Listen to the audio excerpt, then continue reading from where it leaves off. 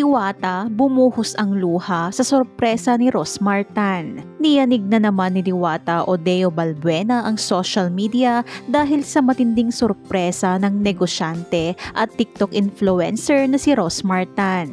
Kamakailan nga lamang ay tila may issue sa pagitan ni Rosmar at Diwata dahil di umano ay gaya-gaya si Rosmar matapos itong magtayo ng sarili nitong paresan o pares overload kagaya nga kay Diwata. Sa mga video ngayon na kumakalat online ay talaga namang makikita ang pagbuhos ng luha kasabay ng pagbuhos ng biyaya at sorpresa para kay Diwata.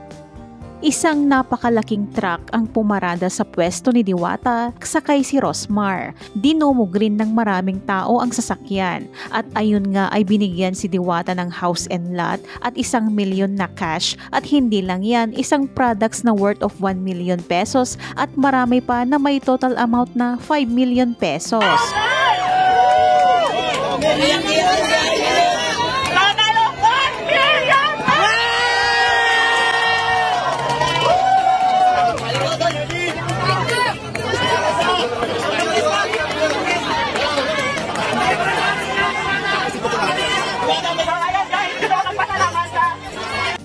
Kamakailan din ay nagpaabot naman si Vice Ganda ng regalo para kay Diwata. At ibinida nga ni Diwata ang mga bagong upuan, lamesa at tent na pinadala sa kanya ni Vice Ganda na magagamit niya sa kanyang viral paresan. Sa video, nagbiro pa si Diwata kung kasama raw ba ang L300 sa mga regalo ni Vice. Ipinaabot naman ni Diwata ang pasasalamat sa napakagandang blessings na natanggap niya mula sa TV host comedian. Sa kabilang banda, hindi lang si Diwata ang napaluha at naging emosyonal sa sorpresa ni Rosmar, pati na rin ang mga netizens, lalo na ang mga inspirasyon si Diwata. Pero may mga napapataas pa rin ng kilay na mga netizens at hindi mapigilang isipin na for the content lamang ang mga ito at wini-wish na sana ay sa mga homeless at walang hanap buhay na lamang ipamigay ang mga nasabing sorpresa.